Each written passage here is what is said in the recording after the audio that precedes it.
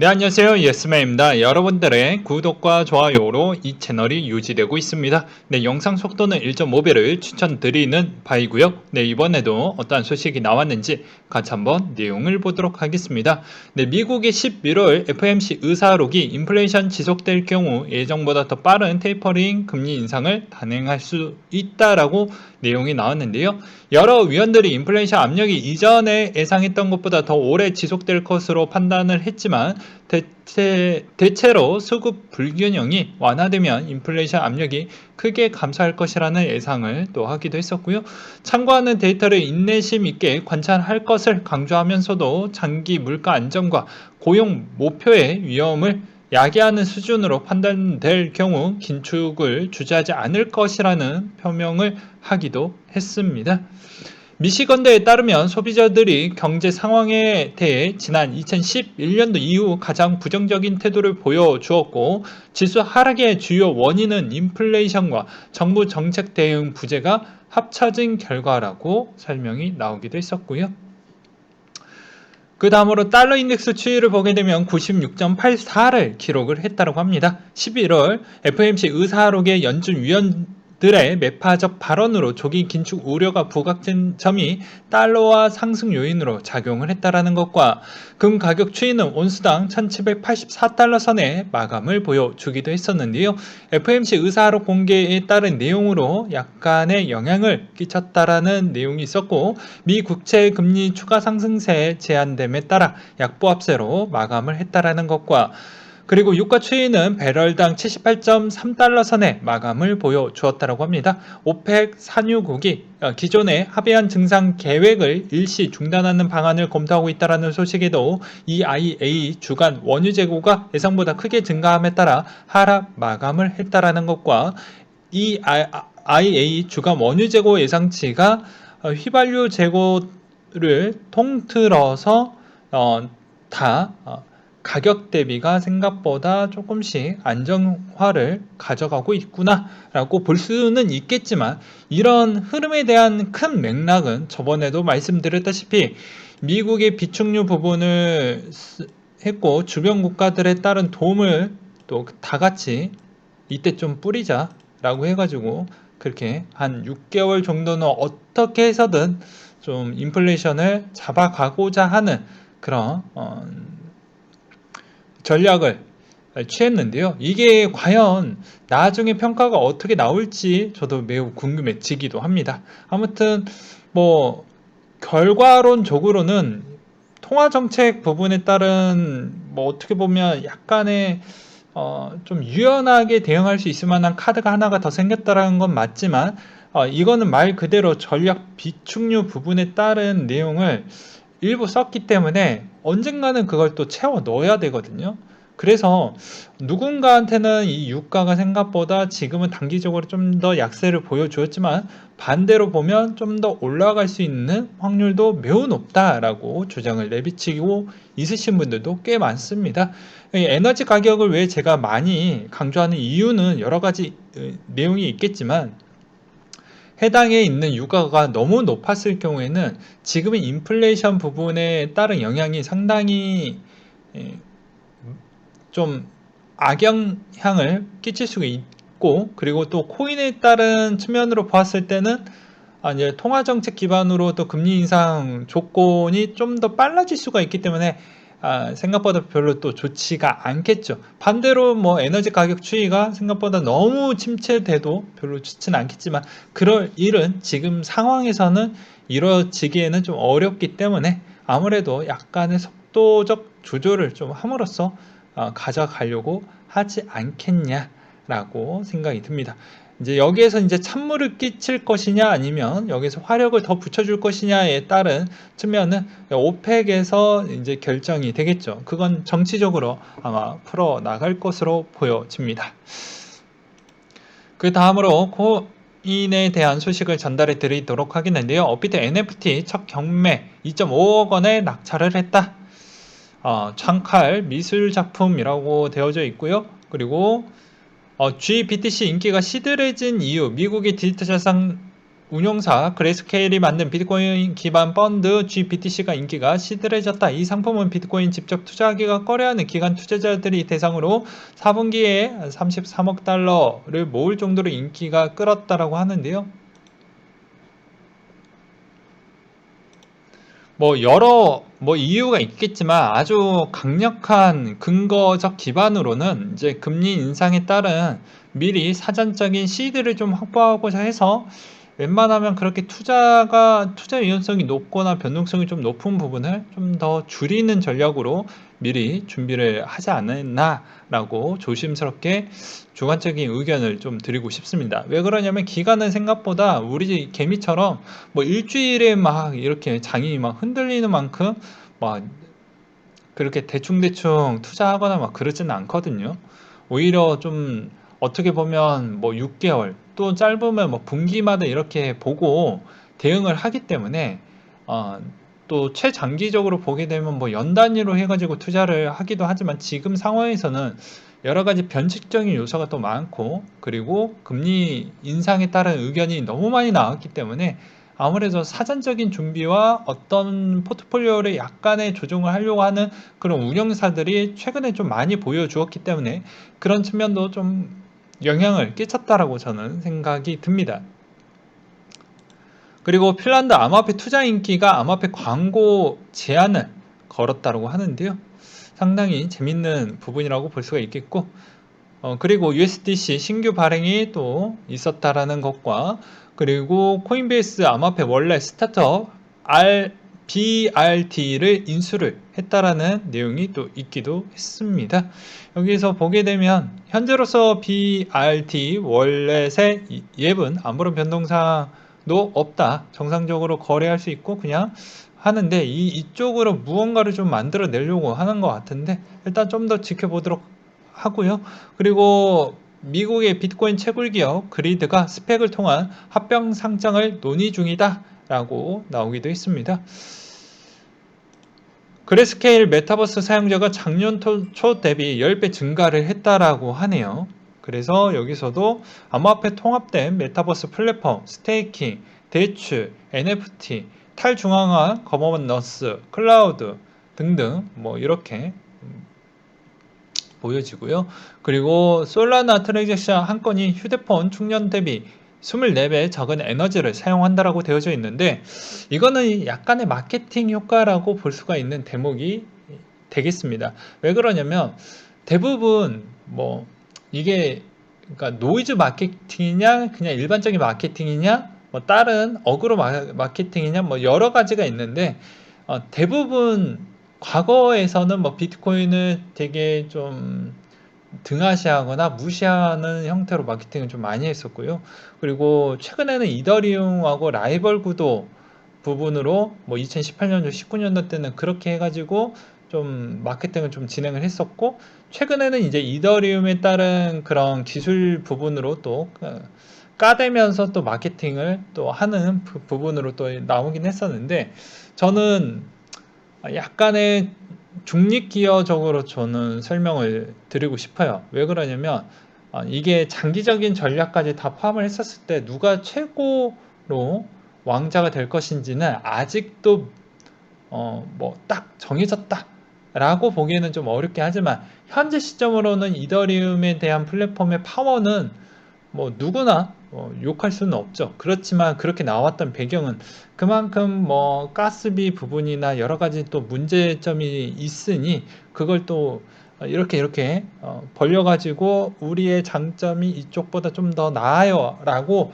하지만 가장 크게 이제 비유할 수 있는 대목 중에 하나는 과연 이더리움 기반에 있는 그 플랫폼을 다 담을 수 있을 만한 그 덩어리를 다른 코인에다가 직접적으로 가했을 때 그만큼 진짜로 돌아갈 수 있을 것이냐? 전 그렇게 보진 않습니다. 어떤 코인이 됐던 간에 다 똑같을 것이다. 왜 그러냐면 모든 플랫폼 부분에서 돌릴 수 있을 만한 한계치 부분이 아직 기술도 조금 더 부족하고 다듬어야 되고 현실적으로 이론상에서는 이 정도가 낫다라고 하지만 여러 가지 변수도 많고 보고도 많고 그리고 또 거기에서도 그만큼 또 여러 가지 부작용으로 인한 또 수수료 부분도 생각보다 좀 더 저렴할 수는 있겠지만 그렇게 저렴해지진 않을 거거든. 많이 사용하면 사용할수록 다 어떻게 보면은 그랬을 수도 있겠지만 전혀 그렇진 않을 겁니다.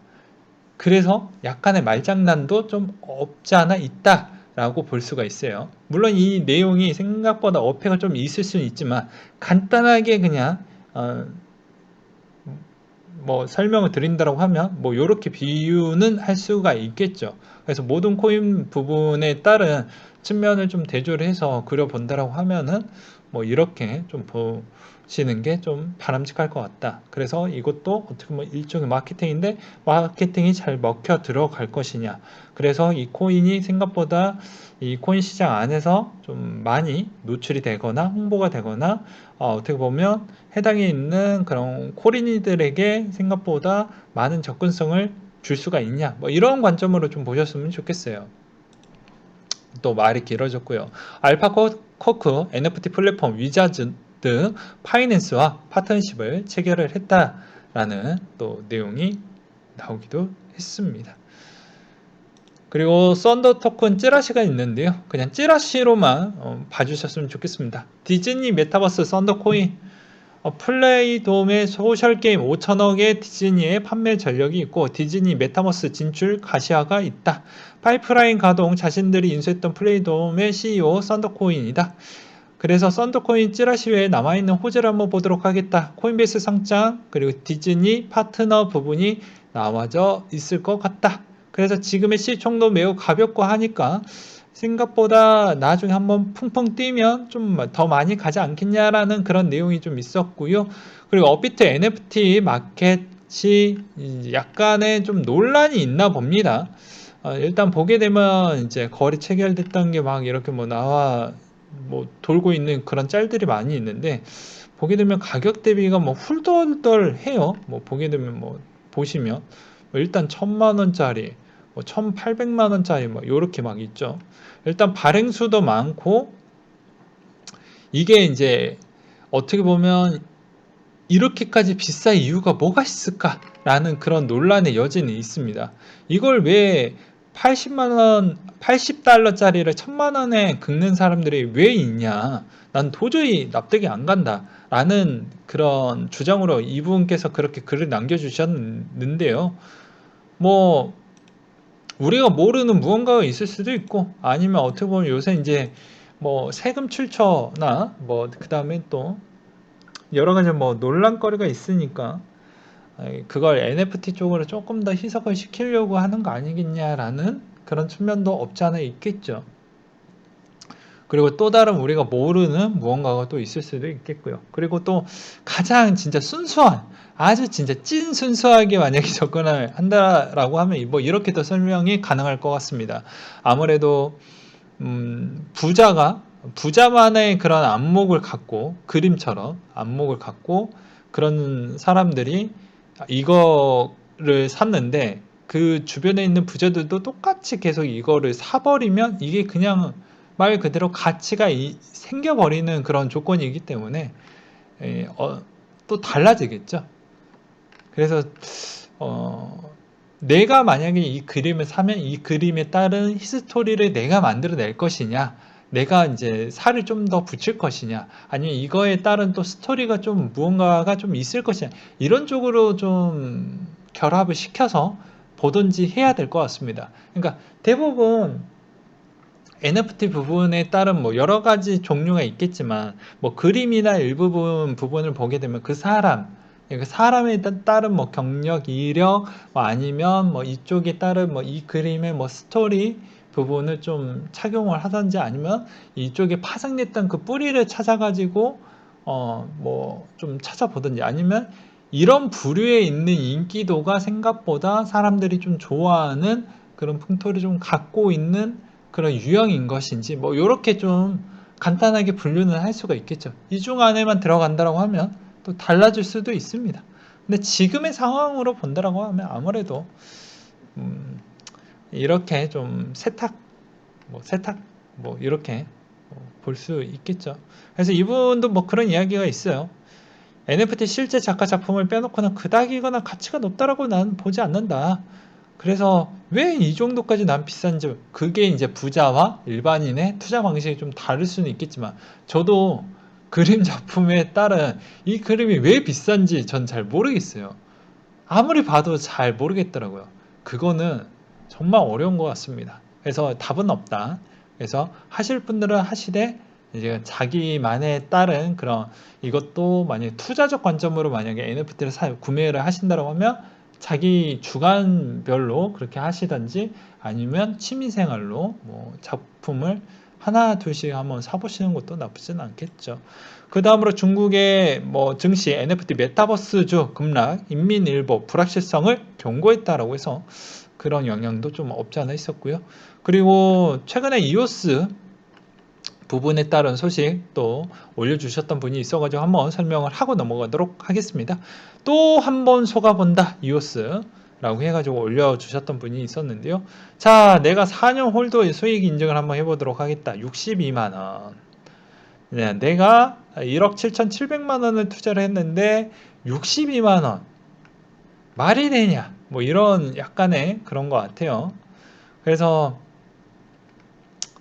한번 더 그나마 한 번 더 속아보자라고 해가지고 좋은 부분만 뽑아가지고 설명을 해 주셨던 내용인데, 보게 되면 일단 싸다, 저평가다, 그쵸? 평균 대비 가격을 보게 되면 저평가는 맞겠죠.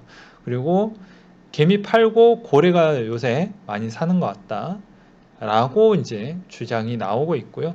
그리고 세 번째, 분리식 거래소 출범 임박이라고 하는데, 대부분 채굴회사들도 못해도 내년 상반기 때까지는 다 상장시키려고 합니다.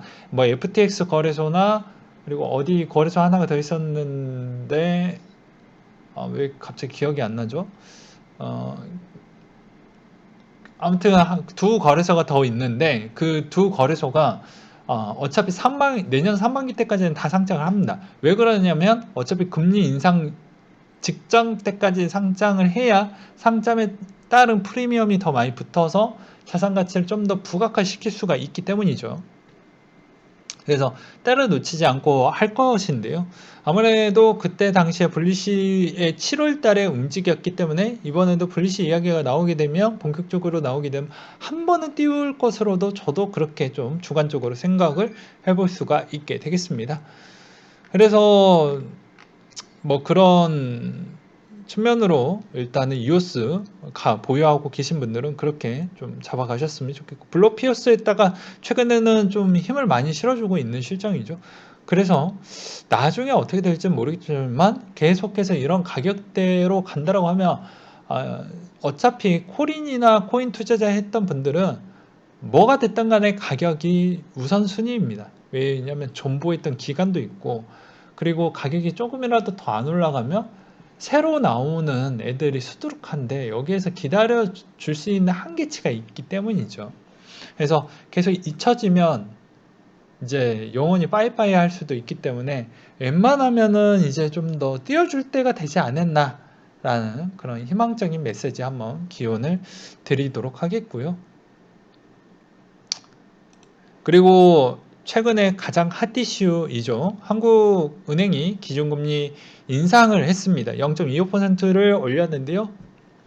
이제는 어떻게 보면 조만간에 정말로 미국에 있는 금리의 파워가 얼마 남지 않았던 것 같습니다. 왜 그러냐면 뭐 G7이나 또는 이제 한미일 쪽에 있는 쪽은 어떻게 보면 통화정책 부분에 따라 약간의 커뮤니케이션을 좀 하거든요. 특히 차관급 회의에서 좀 많이 합니다. 네.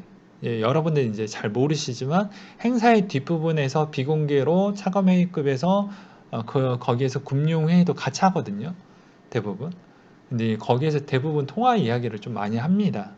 그래서 어느 정도는 대충은 서로 약간의 눈치껏 정보 교환을 좀 하지 않았을까라고 예측을 해볼 수는 있겠지만, 반면으로 본다라고 하면 왜 지금 시점에서 너무 빠르게 올리냐? 아무래도 부동산 추이인 것 같습니다.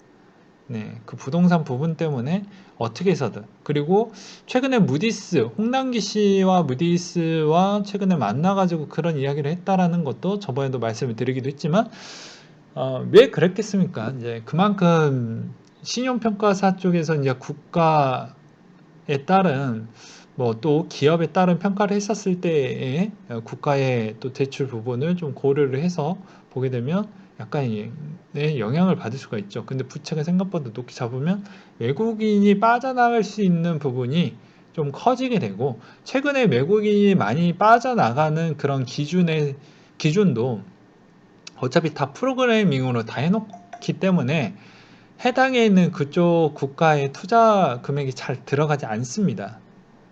그러다 보니까 좀 더 우려를 하는 것 같기도 해요. 아무튼 그러하고요. 그리고 미국 증권거래위원회 12월 2일 공개 회의에서 암호화폐 논의 계획이 있다라고 해서 이때도 좀 엄청나게 왔다 갔다 많이 할 것 같습니다.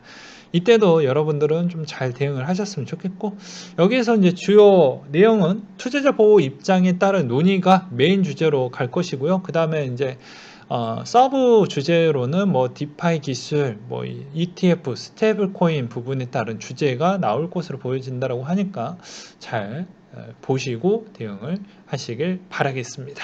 네, 이상으로 마치도록 하겠습니다.